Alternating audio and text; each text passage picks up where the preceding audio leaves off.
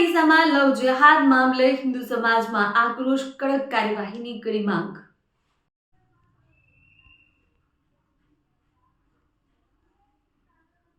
જૂના ડીસા વિસ્તારમાં હિન્દુ સમાજના દીકરા દીકરીઓને ટાર્ગેટ કરી લવ જેહાદના પ્રયાસો થઈ રહ્યા હોવાની ગંભીર ફરિયાદો સામે સમગ્ર હિન્દુ સમાજમાં ભારે આક્રોશ ફેલાયો છે। આ મુદ્દે હિન્દુ સમાજના આગેવાનો, નાગરિકો એકત્રિત થઈ ડીસાના પૂર્વ ધારાસભ્ય અને હિન્દુ હૃદય સમ્રાટ તરીકે ઓળખાતા શશિકાંતભાઈ પંડ્યાને બોલાવી પોતાની વ્યથા રજૂ કરી છે। આ દરમિયાન શશિકાંતભાઈ પંડ્યાએ તીખા શબ્દોમાં ચેતવણી આપતા જણાવ્યું છે, હિન્દુ સમાજ સૂતેલો સિંહ છે, શાંતિપ્રિય હોવાનો અર્થ કાયરતા નથી। હિન્દુ સમાજને હેરાન પરેશાન કરવાનો પ્રયાસ કરાશે તો કાયદાની હદમાં રહીને પણ મજબૂત અને સંગઠિત જવાબ આપવામાં આવશે। કોઈ પણ હિન્દુ એકલો નથી, સમગ્ર હિન્દુ સમાજ એક સાથે ઊભો છે। તેમણે સ્પષ્ટ કર્યું કે હિન્દુ સમાજ કોઈ સમુદાય વિરુદ્ધ નથી, પરંતુ ગેરકાયદેસર પ્રવૃત્તિ, ઓળખ છુપાવી કરવામાં આવતી છેતરપિંડી અને સમાજની દીકરીઓની સલામતી સાથે થતા ખેલસાડે કડક વલણ રાખે છે। આવા મામલાઓમાં તંત્રએ આંખ મીચી રાખી તો સમાજમાં અસંતોષ વધશે, તેની સંપૂર્ણ જવાબદારી તંત્રની રહેશે। શશિકાંતભાઈએ વધુમાં જણાવ્યું કે સરકારની કામગીરી અંગે સમાજને વિશ્વાસ છે, પરંતુ એકલ દુકલ કર્મચારીની બેદરકારી અને નરમાઈને કારણે સરકારની છબી ખરાબ થાય તે હિન્દુ સમાજમાં ક્યારેય સહન નહીં કરે। કાયદાનું પાલન સૌ માટે સમાન હોવું જોઈએ। આ કોઈ એક ધર્મ કે સમુદાયનો મુદ્દો નથી, પરંતુ સમાજની સુરક્ષા અને દીકરીઓના ભવિષ્યનો પ્રશ્ન છે। આ મામલે સમગ્ર હિન્દુ સમાજ દ્વારા મોટી સંખ્યામાં એકત્રિત થઈ જિલ્લા તંત્ર અને પોલીસ તંત્રને આવેદનપત્ર આપવા તથા કડક અને પારદર્શક કાર્યવાહી કરવાની માંગ ઉઠી રહી છે। સમાજે સ્પષ્ટ સંદેશ આપ્યો છે કે શાંતિ ભંગ થવી ન જોઈએ, પરંતુ અન્યાય સામે મૌન પણ નહીં રાખવામાં આવે। અહેવાલ હરગોવન ચૌહાણ, ખબર બનાસકાંઠા ન્યૂઝ। ભારત માતા કી આપણા ધરપડા ગામનો જે આજે બનાવ બન્યો, મારી પાસે રજૂઆત કરવા આવ્યા મુકેશભાઈ અને બધા ભેગા થઈને આગેવાનો। હવે એવું જાણવા મળ્યું છે કે આપણા છોકરાઓને દોડાઈને મારે છે, પથ્થર મારે છે અને સામેથી પહેલાં ખોટી ફરિયાદ દાખલ કરે છે। અને ખોટી ફરિયાદ દાખલ કરી આપણા 2, 5, 10 છોકરાઓને ઉપાડી જઈ પટ્ટે મારવા। કોણ તમે પોલીસનું નામ શું કીધું? સુરેશભાઈ માળી જમાદાર, એ બીટ જમાદાર છે ને? હા, બરાબર છે। પછી એને ઉપાડી કોણ લઈ ગયો? બરાબર છે। ફરિયાદ ફાટી તમારા ઉપર વોરંટ હતું તો ભાઈ પોલીસે નહીં લઈ જાય? ભાઈ પોલીસની તાનાશાહી ન હોય। પોલીસ તો સારી કામગીરી કરે, પણ આવા 1-2 લોકોના પાપે આખું તંત્ર બદનામ થતું હોય છે। આ સરકાર લોકોની સુરક્ષા માટે છે, સુરક્ષા કરી રહી છે સરકાર, અને સુરક્ષામાં ક્યાંય ચૂક આવે એવો સરકારનો પ્રયાસ ન હોય મિત્રો। પણ આજના દિવસે તમે લોકોએ જે મારી પાસે રજૂઆત કરી છે, અને હમણાં અહીંથી રજૂઆત આવી કે અમે ઢોવા, ધરપડા, ખરડોસરના બધા સમાજના લોકો ભેગા થઈ પોલીસને આવેદનપત્ર આપી રેલી સ્વરૂપે જઈશું અને વાત કરીશું। દરેકને પોતાની વાત કરવાનો લોકશાહીમાં અધિકાર છે મિત્રો। તમે તમારી વાત મૂકી શકો છો, અને હિન્દુ સમાજ ઉપર ક્યાંય પણ અન્યાય થતો હોય તો સ્વાભાવિક રીતે મારી પોતાની એક નૈતિક જવાબદારી થઈ પડે છે કે ખોટી રીતે હિન્દુ સમાજને હેરાન પરેશાન કરવામાં આવતો હોય, હિન્દુ સમાજના દીકરાઓને ખોટી રીતે મારવામાં આવતો હોય, ખોટી રીતે પકડી અને ખોટા કેસો ઊભા કરીને હેરાન કરવાનો કોઈ પ્રયાસ કરતો હોય, કોઈના ઈશારે આ કામ ચાલતું હોય, તો મિત્રોએ હું શશિકાંત પંડ્યા તમને ડંકાની ચોટ ઉપર કહું છું, ક્યારે આવું ખોટું ચલાવી નહીં લો। એના માટે જે આંદોલન કરવું પડે હું તમારી સાથે છું। હવે જે સ્કૂલનો પ્રશ્ન છે તમારે કે ત્યાં બેન દીકરીઓની મસ્કરી કરવામાં આવે છે, પોલીસને પાસે તમારી અપેક્ષા છે ને કે ભાઈ ત્યાં પોલીસ પ્રોટેક્શન મળવું જોઈએ? એના માટે પણ હું વાત કરીશ। અને આજે જે લઈ જવામાં આવ્યા, મારા ધ્યાનમાં આવ્યું, મેં પીઆઈને પણ કોન્ટેક્ટ કર્યો હતો, અને જે સુરેશ માળી કરીને જે ખોટી રીતે લઈ ગયા હતા એને પણ વાત કરી હતી, એની જોડે પણ વાત થઈ છે। કીધું ભાઈ સરકારને તું બદનામ કરવાનો ધંધા તારા બંધ કરી દે, તો જે બી ખોટા કૂદતો છે તારા ખોટા બધા સાઈડમાં જતા રહેશે, ગોત્યો નહીં મળે। ખોટી રીતે આ ભાજપની સરકાર બદનામ ન થાય એવો પ્રયાસ ન કર, એને પણ મેં કીધું છે। કારણ કે આવા 2-4 લોકોના પાપે આખી સરકાર બદનામ મિત્રો થતી હોય છે। સરકારની ભાવના સારું કામ કરવાની હોય છે, પણ આવા 2-4 કર્મચારી હોય એના કારણે આખી સરકારને છાંટા ઉડતા હોય છે। માટે હું તમને ખાતરી આપું છું કે આજે મેં પીઆઈને વાત કરી, પીઆઈનો પણ પોઝિટિવ જવાબ હતો તાત્કાલિક અસરથી આપણા જે લોકોને લઈ ગયા બીજાને બોલાવવાની અને ખોટા રીતે હેરાન કરવાની વાત હતી, એમાં આપણે પોલીસ અધિકારી આપણને મદદ કરી ને ભાઈ, પછી કરી છે ને. અને કાલે તમને આપણા લોકો ઉપર જે હુમલો કર્યો છે કે જે મારકૂટ કે આપણને પથ્થર માર્યા છે, તો એ પણ એક તમે કાલે લેખિતમાં આપવાના છો તો આપી દેજો. કોઈ પણ પ્રકારની કોઈ બાંધછોડ કરશે નહીં પોલીસ, એની હું ખાતરી આપું છું. અને હું પૂરી તાકાતથી તમારી સાથે છું મિત્રો. ક્યાંય કોઈ એવી કોઈ તકલીફ કે તમે ચિંતા નહીં કરતા. હિન્દુ સમાજ ઉપર કોઈ પણ એટેક કરે આજે નહીં ચાલે કે ક્યારે નહીં ચાલે. હિન્દુ સમાજ સૂતો છે, સૂતેલા સિંહ જેવો છે, એને હેરાન કરવાનું છોડી દે, ને તો જ્યારે જાગશે ને ત્યારે કોઈ ગોત્યા નહીં મળે. આ વિધર્મીઓને હું હજી કહું છું કે સુધરી જાઓ તો સારું છે. આ રીતે નાના નાના છોકરાઓને હેરાન કરો, પથ્થરમારા કરો છો, બેન દીકરીઓને પરેશાન કરો છો, લવ જેહાદનો શિકાર બનાવો છો. આવું મિત્રો નહીં ચાલે.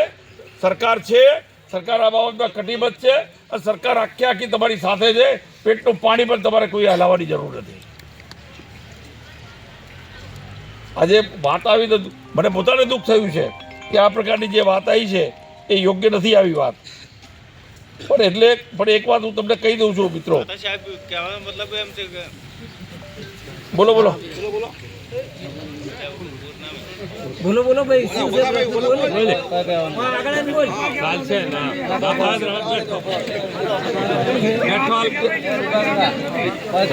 ભાઈ એક મિનિટ બોલતા ભાઈ. નમસ્તે. હવે હું આવ્યો છું ધરપડા ગામમાં અત્યારે. હવે અહીંયાથી ફરિયાદ એ પ્રકારની આવી છે કે બેન દીકરીઓ જે સ્કૂલમાં જતી હોય છે એને વિધર્મીઓ ટાર્ગેટ કરી લવ જેહાદનો શિકાર બનાવે છે, ઠઠ્ઠા મસ્કરીઓ કરે છે, હેરાન પરેશાન કરે છે. એટલે આ પ્રકારની જો ચાલતું હોય તો પોલીસની પણ જવાબદારી થઈ પડે છે કે પ્રોટેક્શન આપવું આપણે.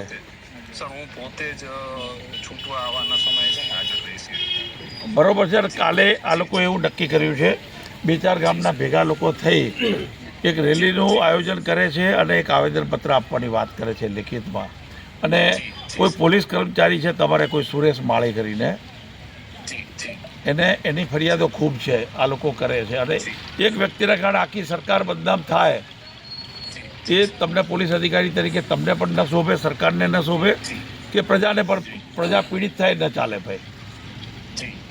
તો એને તમે આ તપાસ મિલનને આપી છે કોઈ બીજા કર્મચારીને, એ સમાચાર મને મળે, સારું કર્યું છે. અને આ લોકોની કોઈ પણ ફરિયાદ હોય તો ફરિયાદ લેવી એ પોલીસની નૈતિક જવાબદારી બને છે. તો કોઈ હેરાન પરેશાન ગ્રામજનો ન થાય આ લોકશાહીમાં, એ આપણે ભાઈ જોઈ લેવું પડે આપણી રીતે. તો શું કરીશું કહો હવે આમાં?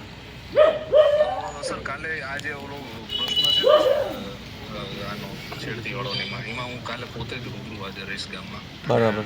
અઠવાડિયે 10 દિવસ હું પોતે જ રહીશ. અને એવું હશે ને તો પછી એક ફિક્સ ટીમ રાખીશ, વ્યવસ્થિત સારા છોકરાઓ છે એવા. બરાબર. કે આવા જવાના ઓલાએ, એટલે લગભગ એવો પ્રશ્ન તો પાછો ઊભો થવા દઈશ નહીં.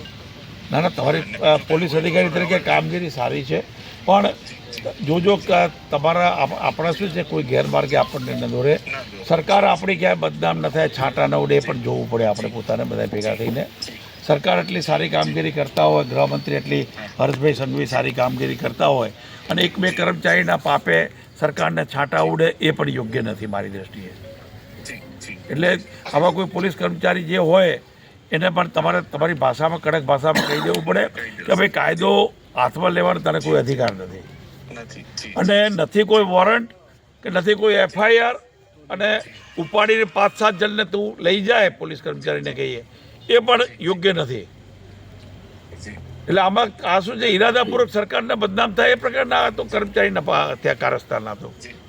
એટલે અત્યારે બધા જ છે ને મારી જોડે, જ્યાં મારી આગળ બેઠા છે આ ધરપડામાં, અને આપણો જવાબ ખૂબ સારો છે, સ્પીકર ફોન છે, ગ્રામજનો બધા સાંભળે છે.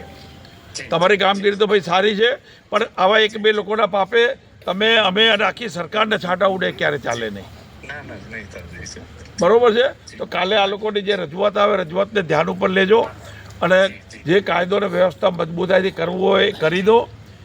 અને એક તો માર ખાય હિન્દુ સમાજ, અને ઉપરથી પેલો ખોટી ફરિયાદ હાલે, અને આપણા 5-10 લોકોને અંદર નાખવાના. આ તો ભાઈ ન ચાલે ને, હું એમ કહું છું. હો તો તમે જરા જોડે રહી અને આ બધું જોઈ લેજો. હો એ સારું ભાઈ, થેન્ક યુ.